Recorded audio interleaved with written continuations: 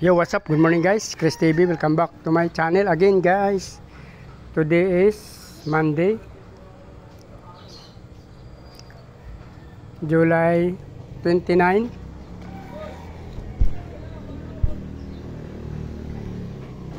July 29 yan yung guys, Monday. May nakuha tayong fry dito sa ating feeder guys yan. Actually, dalawang tuwab ang pinagkuha na natin guys. Kasi ang breeder natin dito sa labas, sa kalsada, tabi ng kalsada, dalawa. Ito, yung mga ibang female dyan, namatay na. So, hindi na natin kinuha dyan yung mga unang fry na malalaki na, medyo malaki na at kaya ng kumain ng feeds na para pang adult. So, iniwan na natin dyan para maging future breeder. Dagdag na future breeder guys.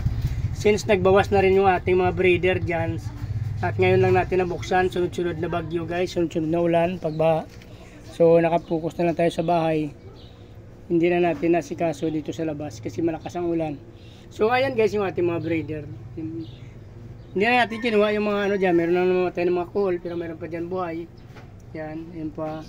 Hayaan na natin sila mag-breed dyan guys. May eggs na rin dyan oh. Yan, mayroon na yung mga itlog yung ating cool, napakadami guys.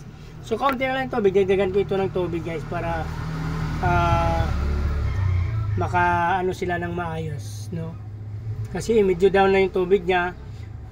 Yung iba naman napupuno, yung ibang tab na tulad dito kasi nalagyan ko ng awang. Yung ito kasi hindi ko nalagyan ng awang kasi dati dinudukot kasi ng mga kabataan to.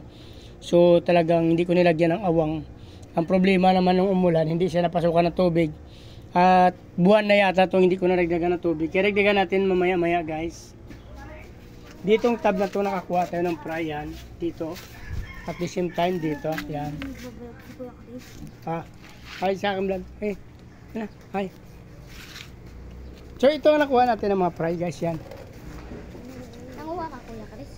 Yun. Sa dalawang tab na to guys. Yung mga medyo malalaki na fry hindi na natin kinuha. Para maging future breeder. Dagdag na rin yung sa ating future breeder yan. So, hi ka na sa vlog ko. Hi, dali. Hi na yun ang mga fans yan. Hi. What's out? Subscribe kayo sa live ni Kuya Chris. Ayan, ka ba? Ito guys, konti na rin ang tubig niya. Yan, hindi ko na alam kasi nagbabak para may araw na yan. Ay, yung suso. Bawal yan. Hindi yan pwede kasi binibreed ko yan. Yan yung apple snails. Yung iba lang ang pinamimigay ko. Ayan guys, meron na rin maliliit yan. Hindi na rin natin kinuha. Ayan natin silang lumaki dyan. Yan. Yan. Ibabalik na rin natin. Ito kasi mga nakapatong doon sa taas. Meron tayong mga... ito guys, pre-dirt din to. Yan o. Yan lang medyo marami siyang ano.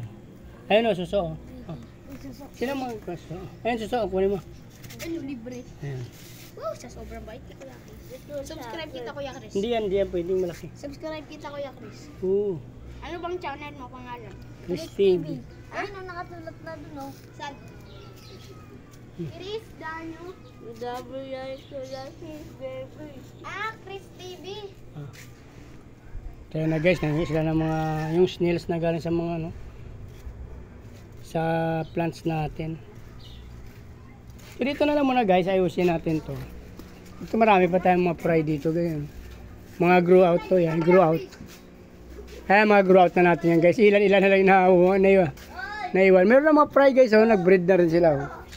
So, guys, grow out to pero marami ng fry dyan. Oh. Ibig sabihin nag-breed na rin yung ating grow out na to, nagbi-breed na rin sila guys yan. Mamaya kukunin na rin natin yan, baka hindi. Mukhang nababawasan na, ilang piraso na lang naiwan dyan. Oh. Gaganda rin nila. Oh. So kung natapos yung video na to guys at nagustuhan nyo, please like, follow, subscribe sa aking YouTube channel guys. Sama nyo na notification bell para updated ka sa mga video na in-upload natin araw-araw. Maraming salamat sa patuloy support at panonood guys. Pag-follow nyo na aking Facebook page, Chris Molino. Maraming salamat at mabuhay kayo hanggang gusto nyo. Bye bye!